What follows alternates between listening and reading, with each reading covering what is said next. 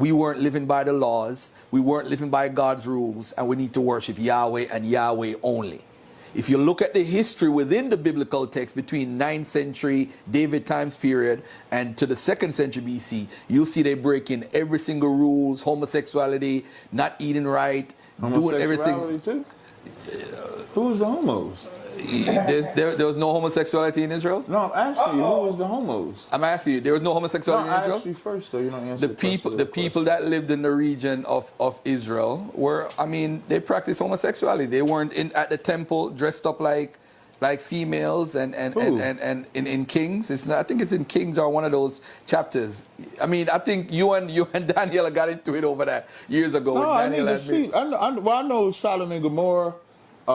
And I would never say that they, Israel was off like hell. So I would never say that they not. I just want to know what you're talking about. Oh, okay. I think it's in Kings, because I actually did a chapter called "Where the Ancient Israelite Homosexual." It didn't make it to this, but it's going to be in volume 2. It's going to be in volume 2. Okay. Where so I actually defend the Jonathan and David story and show that's not homosexual at all. Yeah, so I already defend that. That ain't like Shaka when he say. So what about the oath, the Yarrick oath in Genesis? When you put the hand under the thigh. Yeah. That's not homosexual. What's that? That's an oath. So a hand underneath the thigh. So you have men do that to you right now? No, we don't take that oath. You don't take that oath? No, we don't. Why not? There's no need. We don't take oath.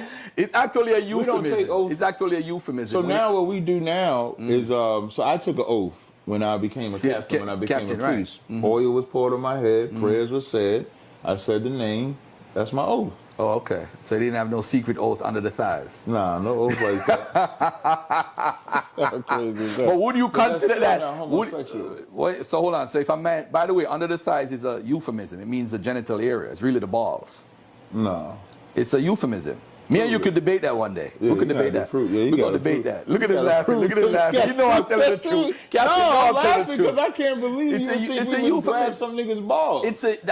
That's why it's called a secret oath. So you gonna hold my secret because I'm holding your balls. How do we know? Because the Bible writers again. Hold on a second. You know which culture put under the thighs, right? Who? The Romans and the Greeks. Uh-oh.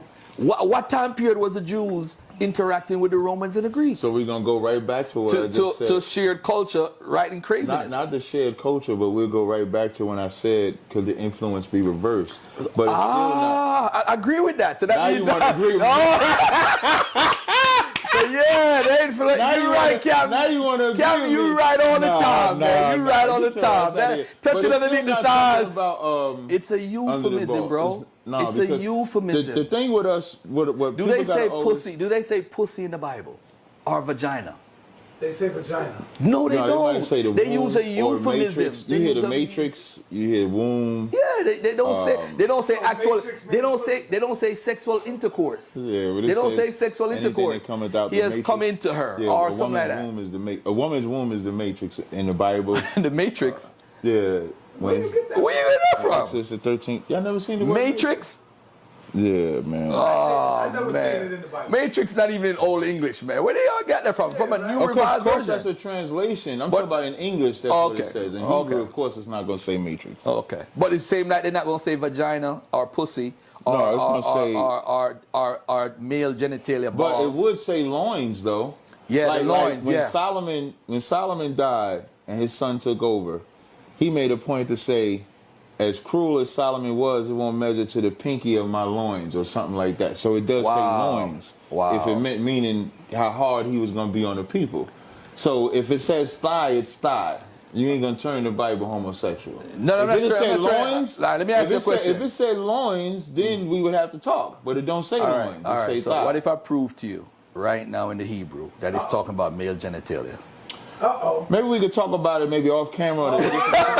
No, only reason I say that because I don't want to get into a debate. I can go. All right, leave it alone.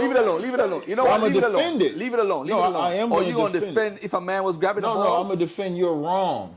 How? Okay, hold on. All right, I'm going to give a quick example, Captain. Say, for example, right, whoever is over you. I don't know who is over you. As a captain, what's above you? A general or a lieutenant? No, another captain can Another be captain be over you. So a captain come to you and say, yo, I want to do an oath with you as written in Genesis 24:2 or Genesis 47 or whatever, right? And he says, you got to grab my balls as a promise, as an oath. And he said, the Bible said that. Would you do it? He would never say that to me. Like put my hand under his thigh? Yeah. We don't do oaths in that fashion. Oh, okay. All right. So you're not following the Bible then? I am following the Bible. That's why I said I took an oath when I became a priest. All right, cool. All right, let's get back to the book, man. We just don't do oaths in that fashion, but we could definitely have that discussion.